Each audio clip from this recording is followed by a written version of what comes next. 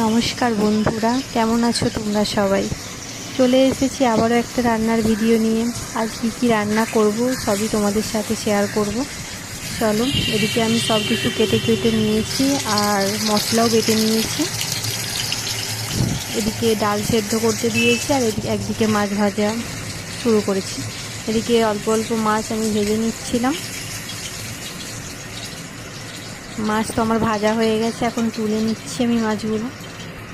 আজ বানাবো লাউ শাক দিয়ে, মাছের মাথা দিয়ে চচ্চড়ি। তার জন্য এখন দেখো লাউ শাকগুলো তেলের উপরে তুলে দিয়েছি। লাউ শাক নয়, এই সমস্ত সবজি, লাউ শাকটা পরে দেবো।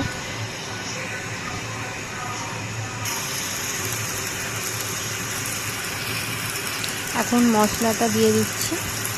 আগে একটু নেড়ে নিয়েছি, এখন মশলাটা দিয়ে দিচ্ছি। ভালোভাবে নেড়ে নেব এখন।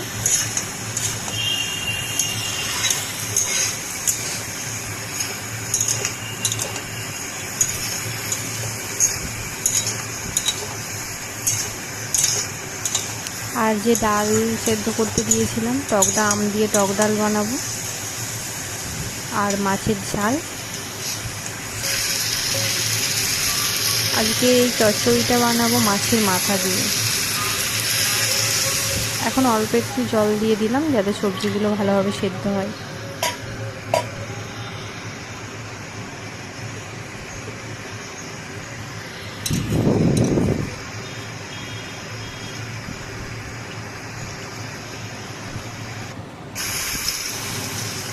সবজিগুলো সেদ্ধ হয়ে গেছে, তাই আমি নামিয়ে নিয়েছি। আর এখন পেঁয়াজ ভেজে নিচ্ছি।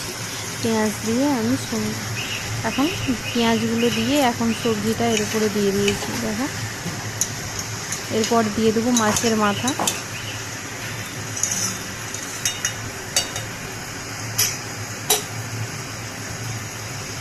মাছের মাথাটা ভেজে আগে থেকেই ভেঙে রেখেছিলাম, এখন দিয়ে দিলাম।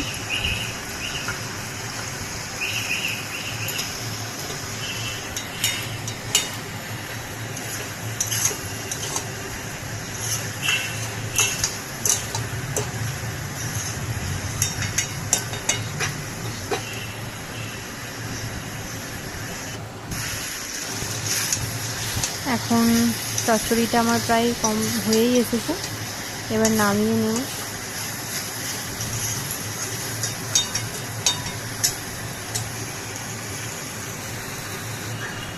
দেখো হয়ে গেছে, এখন আমি নামিয়ে নিয়েছি।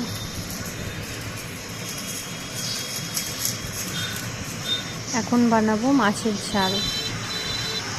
তার জন্য পাঁচ ফোড়ন না, আমি দিয়ে দিয়েছি একটু কালো জিরে, আর এখন মশলাটাও দিয়ে দিয়েছি। অল্প একটু জল দিয়ে দিয়েছি, ফুটতেও শুরু করে দিয়েছে। আর এখন আমি দিয়ে দেবো মাছগুলো।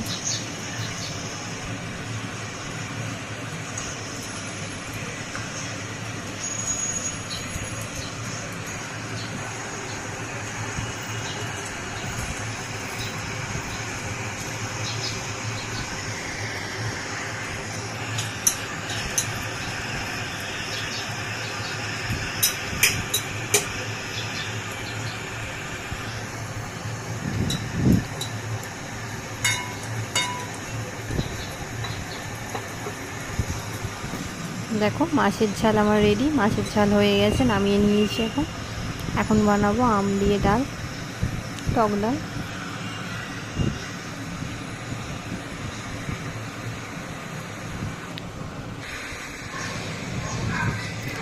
আম দিয়ে টক ডাল বানিয়ে নিয়েছি। দেখো এদিকে চচ্চড়ি, মাছের ঝাল আর টক ডাল আমার বানানো হয়ে গেছে।